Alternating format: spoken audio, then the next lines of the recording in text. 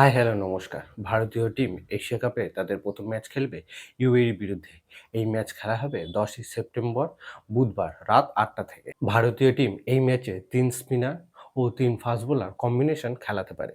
যে 3 স্পিনার খেলবে তারা হলো অক্ষর প্যাটেল, বরুণ চক্রবর্তী ও কুলদীপ যাদব।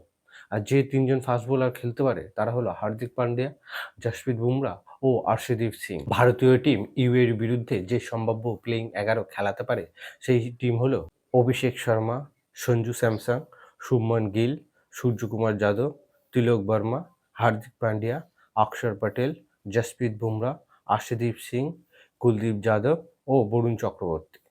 ভারতীয় টিম এই এশিয়া কাপে পিচ কন্ডিশনের উপর নির্ভর করে তাদের প্লেইং একাদশ খেলাবে।